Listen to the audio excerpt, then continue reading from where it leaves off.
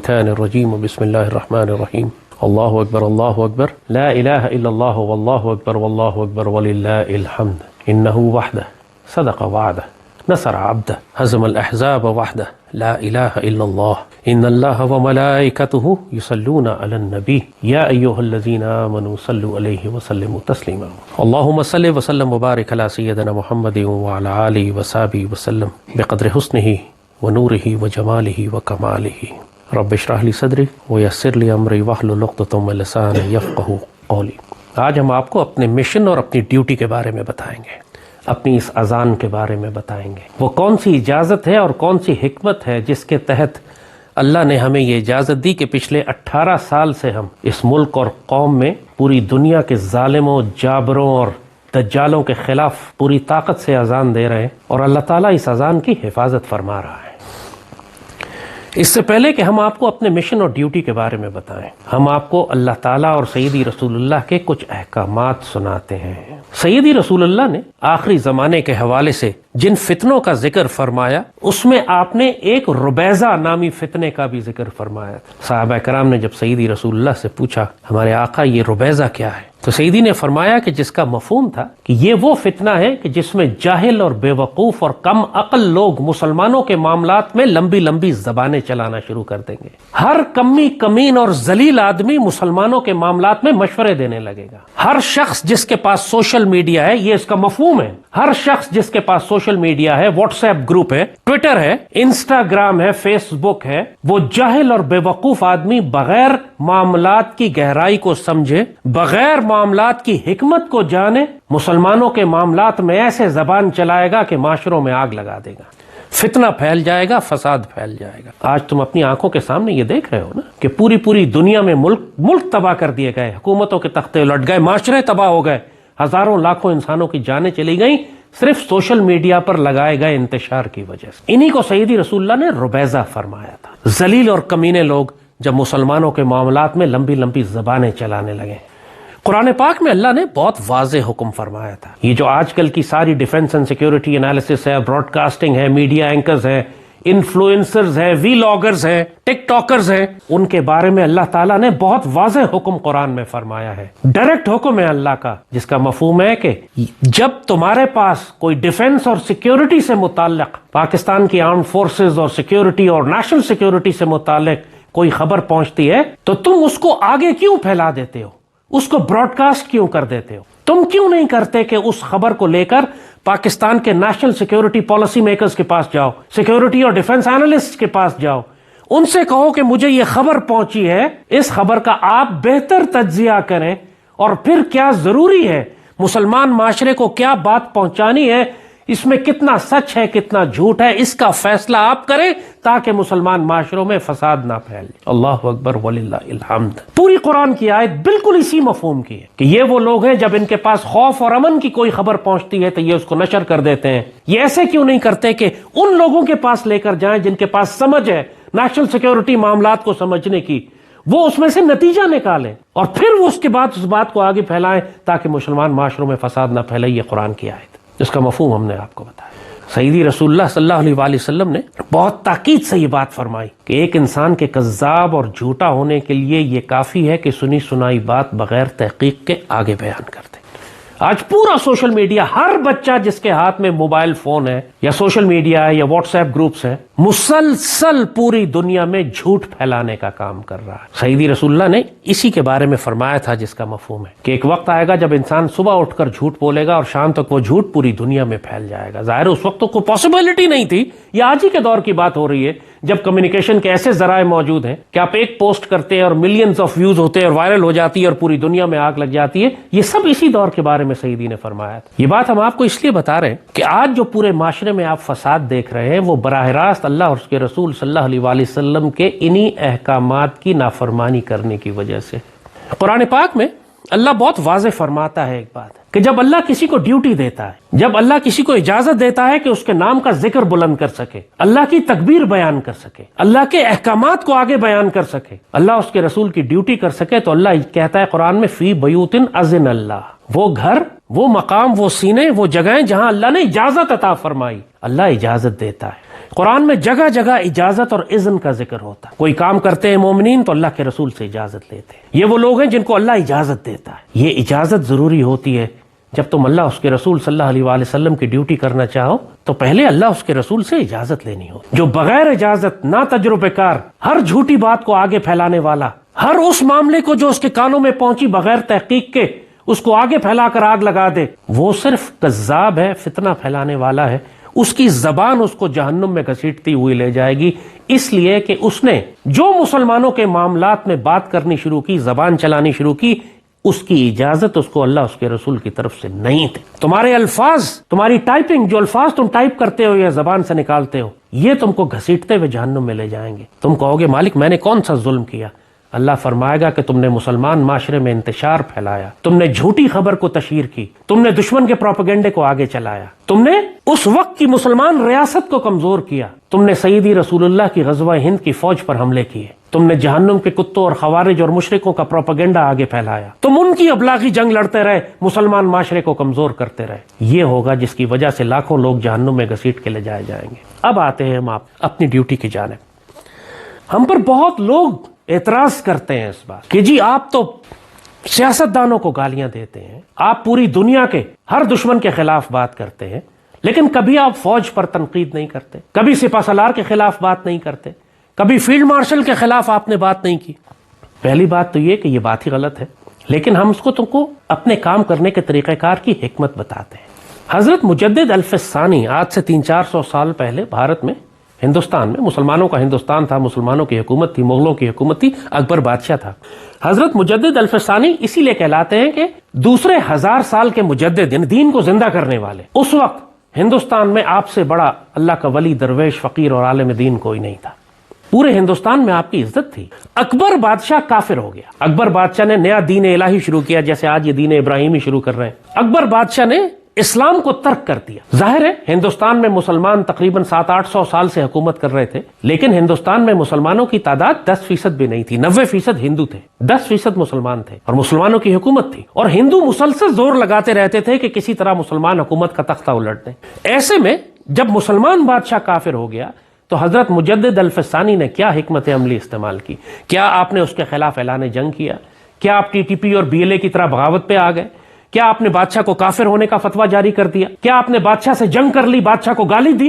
نہیں. آپ جانتے تھے اس بات کو کہ یہ ایک بادشاہ کی غلطی ہے، یہ ایک بادشاہ کی حماقت ہے. وہ بادشاہ کو نصیحت کرتے رہے، سمجھاتے رہے، تنبیہ کرتے رہے، اس کو اللہ کی طرف بلاتے رہے، لیکن اس کو پبلک میں کبھی ذلیل نہیں کیا، کبھی اس کے خلاف اعلان جنگ نہیں کیا، کبھی اس کے خلاف فتویٰ نہیں دیا، کیونکہ بادشاہ تھا. اگر اس بادشاہ کے خلاف بغاوت کروا دیتے، اس مسلمان حکومت کا تختہ الٹ جاتا، انتشار اور فساد اور خانہ جنگی پھیل جاتی، تو کیا ہوتا کہ پورے ہندوستان میں جو ہندو مشرک تیار بیٹھے ہوئے تھے مسلمانوں سے حکومت لینے کے لیے، وہ چاروں طرف سے جھپٹتے اور مسلمان حکومت کا ہی خاتمہ ہو جاتا. یہ کوئی حکمت کی بات تو نہ تھی کہ اب مسلمان ریاست کے خلاف آپ بغاوت کر کے مسلمان ریاست کے حکمران کی غلطیوں کی وجہ سے آپ پوری اسلامی ریاست تباہ کروا دیں. حضرت مجدد الف ثانی نے کیا کیا؟ دعوت و تبلیغ اور نصیحت کا معاملہ رکھا. ہزاروں خط لکھے تمام حکمرانوں کو، گورنروں کو، وزیروں کو، بادشاہ کو. آج بھی وہ مکتوبات ربانی کے نام سے چھپے ہوئے مشہور ہیں. پھر یہ ہوا کہ اکبر مر گیا، اس کا بیٹا جہانگیر بنا. جہانگیر پہلے اپنے باپ کے اثر میں تھا،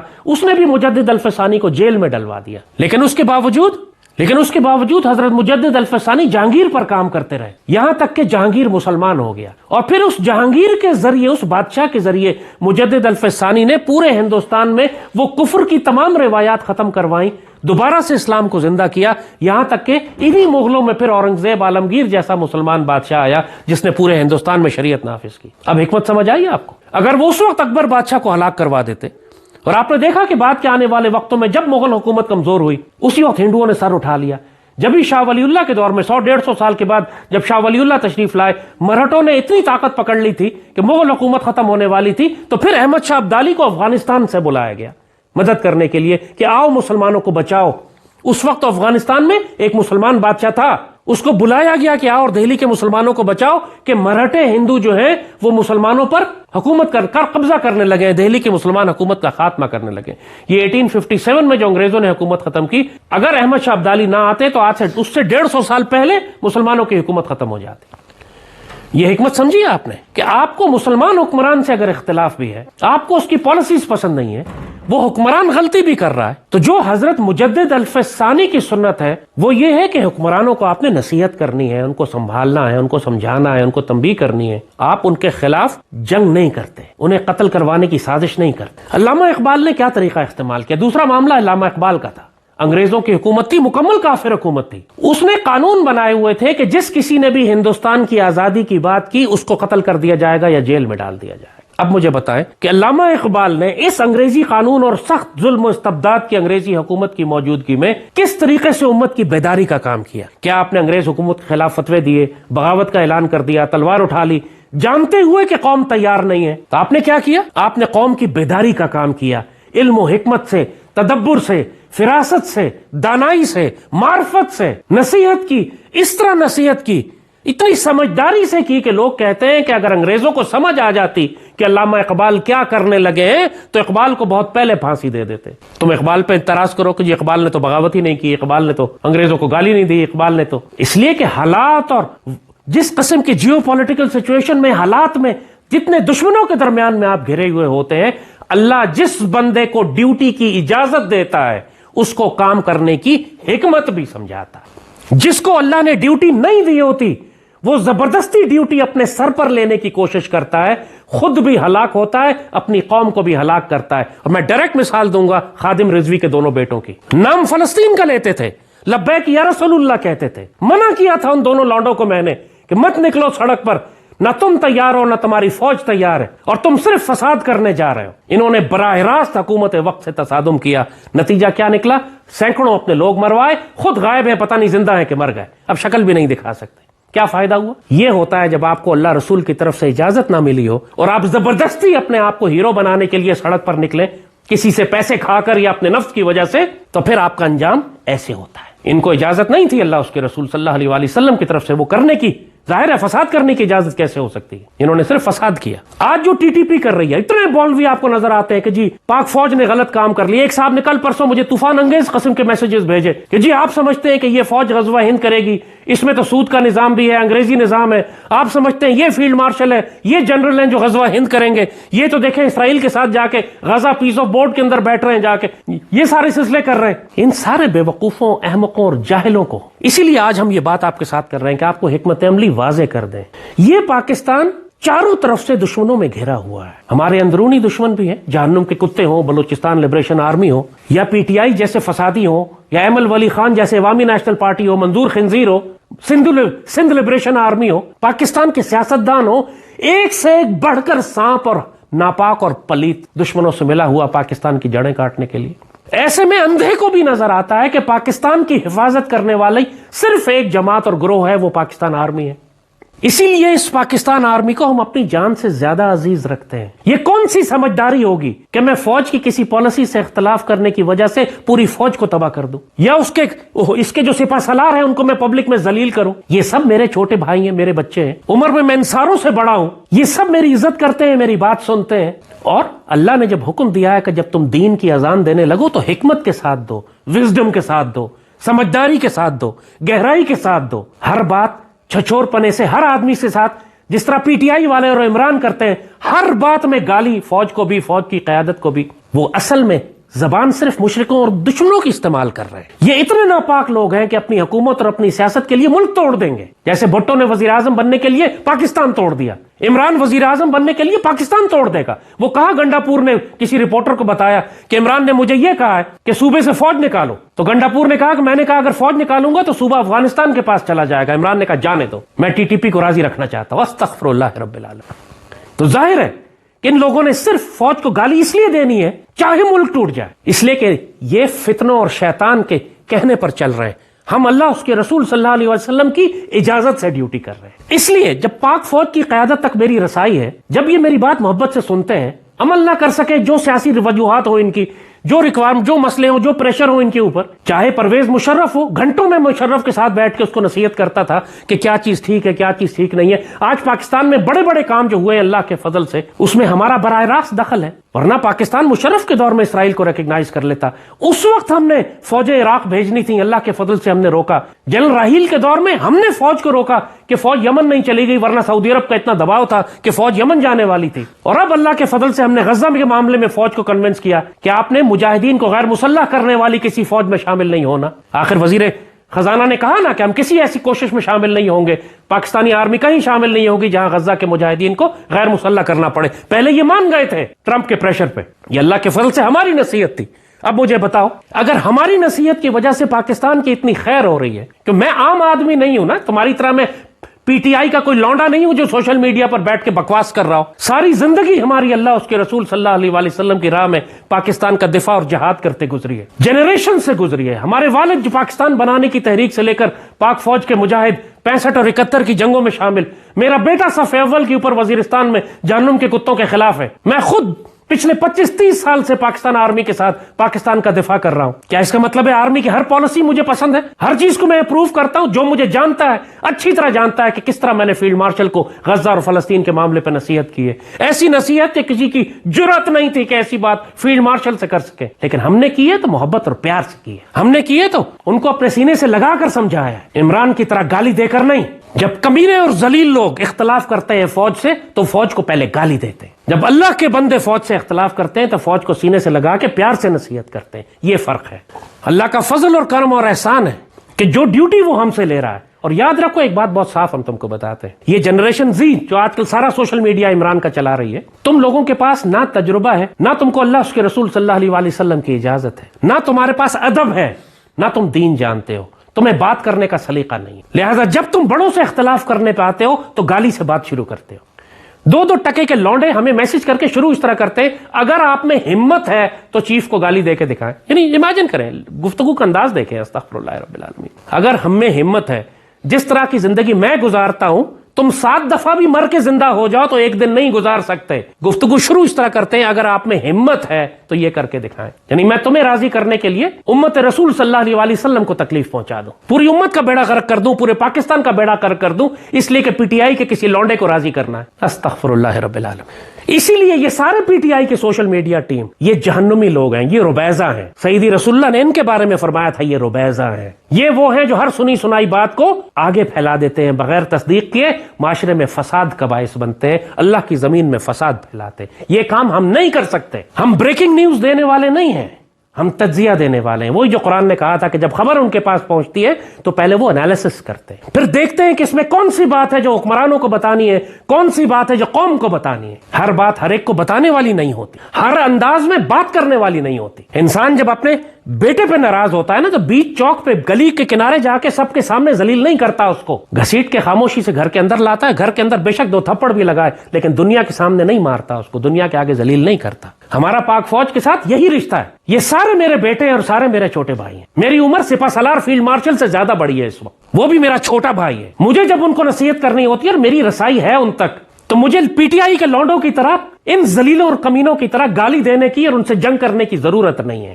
محبت اور پیار سے بھی میں سمجھا سکتا ہوں ان کو، اور الحمدللہ یہ ممکن نہیں ہے کہ امت کو کوئی مسئلہ درپیش ہو، فوج کوئی غلطی کرے اور میں اس کو نہ سمجھاؤں، یہ ممکن نہیں ہے۔ جو 18-20 سال سے ہمیں دیکھ رہا ہے وہ یہ بات جانتا ہے۔ مشکل ترین وقت میں ہم نے یہ ڈیوٹی کی ہے، جو حق بات تھی ہم نے خود فوج کی پالیسی کے خلاف بات کی ہے لیکن ادب سے کی ہے۔ میں نے کیانی کا اور زرداری کا دور دیکھا، میں ڈیوٹی 2007 میں شروع ہوئی تھی میڈیا پہ، مشرف کا دور تھا، مشرف کے بعد کیانی کا دور آیا اور زرداری کا دور آیا۔ مشکل ترین وقت تھا وہ، اور ہمارے سب سے طاقتور پروگرام اسی زمانے کے ہیں جو نیوز 1 پہ ہم کرتے تھے۔ اس کے بعد راحیل شریف کا دور آیا، یہ وہ وقت تھا کہ جب یمن فوج بھیجنے کی بات ہوئی تھی اور ہم نے مخالفت کی، جس کے نتیجے میں فوج یمن نہیں گئی لیکن مجھے سعودی عرب کی جیل میں بند کیا گیا۔ اسی وجہ سے بدترین تکلیف اور مشکلیں اور پریشانیاں جو ہم نے اٹھائیں صرف اس لیے کہ ہم نے امت رسول صلی اللہ علیہ وآلہ وسلم کو پاک فوج کے ہاتھوں مرنے سے بچایا۔ پھر راحیل کے بعد باجوہ کا دور آ گیا، مشکل ترین دور، باجوہ، فیض اور عمران، اس سے زیادہ مشکل دور ہماری ڈیوٹی کا نہیں تھا۔ یہاں تک کہ اسٹیج آ گئی کہ انہوں نے بلا کے، فیض کے دفتر سے بلا کے انہوں نے مجھے دھمکی دی کہ آپ چپ کریں، آپ غزوہ ہند کی بات نہ کریں، آپ ویکسین کے خلاف بات نہ کریں، آپ عمران کے خلاف بات نہ کریں۔ ہم نے کہا کہ میں تینوں کام کروں گا۔ اب روکنے کا ایک ہی طریقہ ہے کہ تم مجھے قتل کرواؤ. کہتے نہیں ایسی بات ہم ایسے. میں نے کہا اور کوئی طریقہ نہیں ہے تمہارا روکنے کا. میں ویکسین کا گواہ, تم سب گواہ ہو اس بات کے کہ میں نے ویکسین کے خلاف واحد شخص تھا جس نے پاکستان میں اذان دی کورونا کے خلاف, جس نے کبھی غزوہ ہند کی اذان کو نہیں روکا.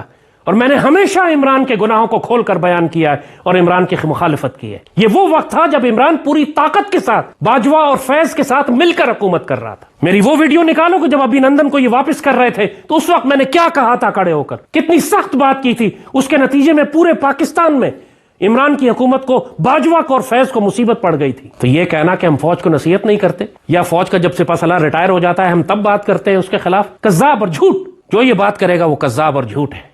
لیکن ہمارے بات کرنے کا انداز ہوتا ہے, ہماری ایک کریڈیبلٹی اور رسپیکٹ ہے, ہماری ساری زندگی کا ٹریک ریکارڈ ہے, اور سب سے بڑھ کر ہمیں اللہ اس کے رسول صلی اللہ علیہ وآلہ وسلم کی طرف سے بات کرنے کی اجازت ہے. جب اقبال بابا کو اجازت تھی اللہ اس کے رسول صلی اللہ علیہ وآلہ وسلم کی طرف سے, جب قائد اعظم کو اجازت تھی اس مشن کو پورا کرنے کی, تو تمام دنیا کے خطرات کے باوجود اللہ نے ان کی حفاظت فرمائی. اب تم یہ کہو کہ جی اقبال جو تھے وہ انگریزوں کے ایجنٹ تھے اور قائد اعظم انگریزوں کے ایجنٹ تھے, ورنہ کیسے ممکن ہے کہ ان کو قتل نہیں کر دیا, ورنہ اگر نہیں ہوتے تو ان کو مار دیتے. یہ کون سی لاجک ہے کہ یہ ثابت کرنے کے لیے کہ ہم ایجنٹ نہیں ہیں ہم کو قتل ہونا پڑے گا؟ یہ کس قسم کی پاگل پنے کی لاجک ہے؟ یہ آپ قتل ہو کے دکھائیں پھر ہم مانیں گے کہ آپ سچے تھے. جاہلوں والی بات, بغیرتوں بے شرموں والی بات. جس کو اللہ ڈیوٹی دیتا ہے جب تک اللہ اس سے وہ ڈیوٹی پوری نہ کر لے اس کی حفاظت کی جاتی. کیا میری سعودی عرب میں حفاظت نہیں کی گئی؟ دنیا کی کون سی طاقت تھی جو میری حفاظت کر رہی تھی سعودی عرب میں؟ کیا جب میں نے افغانستان کے 7 سال پہاڑوں میں نے جنگیں لڑی سوویت یونین کے خلاف, اس وقت میری حفاظت کون کر رہا تھا؟ ISI کر رہی تھی, فوج کر رہی تھی, کوئی سیکیورٹی تھی میرے ساتھ, پولیس, پنجاب پولیس میرے پیچھے چلتی تھی حفاظت کے لیے. اللہ نے ہماری ساری زندگی میدان جنگ میں گزاری ہے, چاہے وہ عسکری میدان جنگ ہو یا ابلاغی جنگ کا میدان جنگ ہو یا سیاست کا میدان جنگ ہو. زندگی ہماری فقیر کا سفینہ ہمیشہ طوفانی. جو بابا اقبال نے کہا ہے کہ فقیر ہمیشہ حالت طوفان میں رہتا ہے, سکون کی زندگی ہمیں راس نہیں آتی. ہمارا ایک فوج کا ایک دوست مذاق کرتا ہے میرے ساتھ, کہتا ہے sir you are a trouble seeking missile. آپ ایک ایسا میزائل ہے جو ٹربل ڈھونڈتا رہتا ہے, مصیبت ڈھونڈتا رہتا ہے, کہاں جاؤں, کدھر بجوں جا کے, میں کس کو ماروں, کس کو چھیڑوں, کس کو تنگ کروں, کس میں گھس جاؤں جا کے میں. بڑی بڑی طاقتور ہستیاں جن کے آگے لوگ بات نہیں کرتے ان کو میں نام لے کر چیلنج کرتا ہوں, چاہے CIA ہو, چاہے ورلڈ اکنامک فورم ہو, چاہے بل گیٹس ہو, چاہے TTP ہو, چاہے BLA ہو, چاہے انڈین انٹیلیجنس ہو. پھر مجھ سے کہتے ہیں کہ جی آپ میں اگر جرت ہے تو بات کر کے دکھائیں, اور فیک ID سے بات کر رہے ہوتے ہیں, ان میں اتنی جرت نہیں ہوتی کہ اصل نام کے ساتھ یہ ٹویٹ بھی کر دیں. پورے بھارتی میڈیا پر روز میری ویڈیو چل رہی ہوتی ہے کہ لال ٹوپی والے نے یہ کہا, یہ دھمکی دی. دشمن کو تو دہشت ہے اس لال ٹوپی والے سے, دشمن تو بہت سنجیدہ لیتا ہے اس لال ٹوپی والے کو. پوری دنیا پریشان ہوتی ہے کہ یار یہ لال ٹوپی والا ہمارے پلان کھول کے رکھ دیتا ہے, ہماری سازشیں کھول کے رکھ دیتا ہے. ہم نے تو پاکستان کو 2015 میں ختم کر دیا تھا, یہ بیچ میں آ گیا کہیں سے, اس نے پاک فوج کو اور قوم کو اکٹھا کر دیا. جہنم کے کتوں اور خوارج کی ساری پلاننگ کھول کے رکھ دی, جہنم کے کتوں کو کھل کر گالی دی, جو کوئی اس سے پہلے نام نہیں لیتا تھا. آپ کو یاد, چھوٹے آج کل جنریشن کو یاد نہیں ہوگا, 2007, 8, 9 میں بیت اللہ محسود اور حکیم اللہ محسود کے لائیو انٹرویو چلتے تھے پاکستانی میڈیا پر, جیو پہ تو ARY پہ تو دنیا نیوز پہ تو دن نیوز پہ, کیونکہ جرت نہیں تھی کسی کی کہ ان کو انکار کر سکتا. اتنا خوف اور دہشت کا عالم تھا. اس وقت اس فقیر نے کھڑے ہو کر کہا تھا یہ جہنم کے کتے ہیں, یہ خوارج ہیں. جرت نہیں تھی پورے پاکستان میں. آج تو 2-4 لوگ اور نکل آئے خوارج کہنے والے, مگر پچھلے 18 سال سے سب کی زبانیں بند تھیں خوف کے مارے. پھر ہمیں چیلنج کرتے ہیں کہ اگر جرت ہے تو سپہ سالار کو کچھ بول کر دکھائیں. سپہ سالار کو جو نصیحت کرنی ہے ہم تمہیں بتائے بغیر کرتے ہیں. ہماری ڈیوٹی ہمارا کام تم کو رپورٹ کرنا نہیں ہے, نہ تمہیں راضی کرنا ہے, نہ جو ڈیوٹی ہم پس منظر میں کرتے ہیں وہ ہم سوشل میڈیا پہ تمہیں راضی کرنے کے لیے تمہیں دکھائیں گے. جب اتنے بڑے بڑے کام ہم نے تمہیں چند ایک بتائے جن کی وجہ سے پوری دنیا کو معلوم ہو گیا, جیسے کہا تھا کہ اسرائیل کو تسلیم نہیں کیا, عراق فوج نہیں بھیجی, یمن فوج نہیں بھیجی, انشاءاللہ غزہ کے مجاہدین کے خلاف فوج استعمال نہیں ہوگی. یہ سارے کام بھی تو بیک گراؤنڈ میں کوئی کر رہا ہے نا. پاکستان میں کوئی تو ہے جو فوج کی قیادت سے بات کرتا ہے جا کر, کیا اس کو نصیحت کرتا ہے, اس کو سمجھاتا ہے. تم تو نہیں ہو, وہ تو کون ہے وہ؟ تو یہ بات اچھی طرح یاد رکھو کہ اس وقت تمام سوشل میڈیا پہ جتنے بھی ویلاگرز ہیں 99.9% ربیزہ میں آتے ہیں, فسادیوں میں آتے ہیں, فتنہ پھیلانے والوں میں آتے ہیں, جہنمی ہیں, سیدی رسول اللہ کی امت میں فساد ڈال رہے ہیں, دشمن کی زبان استعمال کر رہے ہیں, پاک فوج پر حملے کر رہے ہیں, پاکستانی فوج کی قیادت پر حملے کر رہے ہیں. کوئی شبہ نہیں ہے کہ پاکستان کا نظام ٹھیک ہونے والا ہے, کوئی شبہ نہیں کہ پاک فوج کا نظام ٹھیک ہونے والا ہے, کوئی شبہ نہیں کہ پاکستان آرمی کی قیادت غلطیاں کر رہی ہے. مگر کیا اس کا مطلب ہے کہ ہم ان کو گالی دیں, ہم فوج تباہ کر دیں, ہم پاکستان سے بغاوت کر دیں, ہم جہنم کے کتوں کا راستہ صاف کر دیں, ہم مشرکوں کے لیے راستہ بنائیں کہ پاکستان پر حملہ کر دیں. تم لوگ پاگل ہو چکے ہو, تمہیں نظر نہیں آ رہا کہ ایک ایک مسلمان ملک کس طریقے سے تباہ کیا جا رہا ہے؟ تم غزہ کو رو رہے ہو, دیکھو کس طرح انہوں نے ایران کے خلاف ابھی گھیرا ڈالا ہے, کس طرح سوڈان تباہ کیا ہے, کس طرح یمن کو تباہ کر رہے ہیں, اور تم سمجھتے ہو یہ صرف ایران پر رک جائیں گے؟ مجھے تو خطرہ یہ ہے کہ جو اتنی بڑی طاقت یہاں خطے میں جمع ہو رہی ہے وہ ایران کے خلاف نہیں, پاکستان کے خلاف استعمال ہوگی. کیونکہ اسرائیل کے لیے سب سے بڑا خطرہ ایران نہیں ہے, پاکستان ہے. اور یہ ٹرمپ, یہ جو کہتا ہے وہ جھوٹ بولتا ہے, جو کہتا ہے وہ دھوکہ دیتا ہے, کیونکہ ہے یہ کذاب لانتی دجالی. تو جو آج پاکستان سے یہ محبت اور دوستی کی پینگیں بڑھا رہا ہے, اصل میں یہ پاکستان کی پشت میں خنجر مارے گا. ہمارا 60 سال کا تجربہ ہے امریکہ کے ساتھ ڈیل کرنے کا, پھر بھی ہمیں سمجھ نہیں آتی. ان 7-8 بڑے مسلمان ملکوں نے مل کر اکٹھے اس بورڈ آف پیس میں شمولیت اختیار کی ہے ایک بلاک کی حیثیت سے. تو امید ہے کہ آپس میں کچھ بیٹھ کے مشورہ کیا ہوگا انہوں نے, جس طرح UN سیکیورٹی کاؤنسل ہے, یونائٹڈ نیشنز ہے, اس میں جاتے ہیں اکٹھے کوئی آواز اٹھائیں گے. مگر جو پلان ہے یہودی خنزیروں کا وہ تو واضح ہے کہ غزہ کے تمام مسلمانوں کو قتل کر کے بے دخل کر دے اور غزہ کی جگہ کے اوپر اپارٹمنٹس بنا دے سمندر کے کنارے بل گیٹس اور جیریڈ کشنر اور ڈونلڈ ٹرمپ کے لیے. ظاہر ہے یہ بہت ناپاک اور ذلیل پلان ہے. مسلمان ملکوں کے پاس اس میں شامل ہونے کا صرف ایک جواز ہے کہ اگر تم اندر جا کے مزاحمت کرتے ہو, اگر تم شامل ہوتے ہو اس گناہ میں, تو پھر ہم بھی بری ہیں تمہارے گناہوں سے, پھر تم جانو گے, تمہارا رب جانے گا. لیکن جہاں تک نصیحت کا تعلق ہے, ہم سب تسلی سے کر چکے ہیں سب کو, پبلک میں بھی پرائیویٹ میں بھی. پبلک میں ہم جتنا ہلکا ہاتھ رکھتے ہیں, پرائیویٹ میں ہم بہت سختی کرتے ہیں. اسی اپنے بیٹے کی طرح جس کو ہم گلی کے چوک پہ تھپڑ نہیں ماریں گے, لیکن کمرے میں چلو ایک دفعہ میں تمہیں بتاتا ہوں. یہ ممکن نہیں ہے کہ اللہ اور اس کے رسول صلی اللہ علیہ وآلہ وسلم اور پاکستان اور فلسطین کا معاملہ ہو اور ہم حق بات طاقت والے کے سامنے نہ کریں, اہل اقتدار کے سامنے ہم سچ بات نہ کریں. جو یہ چیلنج کرتا ہے ہمیں کہ اگر آپ میں ہمت ہے تو سامنے آ کے, تم میں ہمت ہے تو میرے سامنے آ کے یہ بات کرو. فیک آئی ڈی کے پیچھے سے تو ہر کوئی بکواس کر سکتا ہے. تو اچھی طرح سمجھ لو یہ بات. تم لوگ اپنے آپ کو ربیزہ میں مت شامل کر لینا, جہنمی ہو جاؤ گے. تمہارے پاس سارے ہتھیار موجود ہیں اپنے آپ کو جہنمی بنانے کے لیے. تمہارے پاس موبائل فونز ہیں, سوشل میڈیا پلیٹ فارمز ہیں, واٹس ایپ ہے.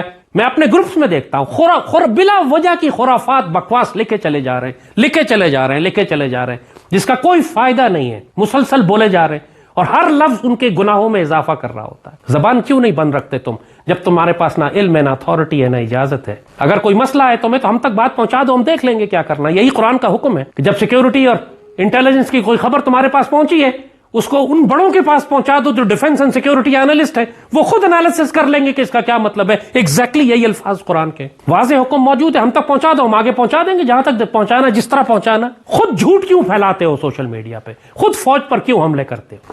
پوری دنیا اس وقت مسلمان ملکوں کو تباہ کرنے پر تلی ہوئی ہے, تم کیوں دجال کے ساتھی بنتے ہو, مشرکوں کے ساتھی بنتے ہو مسلمان ملکوں کو تباہ کرنے کے لیے؟ پاکستان آخری چٹان رہ گئی ہے, اور اس چٹان کی محافظ پاک فوج ہے, اور اس پاک فوج کی قیادت فیلڈ مارشل کے ہاتھ میں. یہ وقت نہیں ہے کہ ان پر تم تیر چلاؤ, گالیاں چلاؤ, ان کو ذلیل کرو اور ان کو تباہ کرو. اگر تمہیں کچھ سمجھ نہیں آتا چپ رہو, ہم ہیں یہاں پہ ان کو سمجھانے کے لیے. کوئی بات غلط ہے تو ہم سمجھا دیں گے. تمہیں نہ اجازت ہے, نہ اختیار ہے, نہ علم ہے تمہارے پاس, تم صرف ربیزہ کذاب ہو.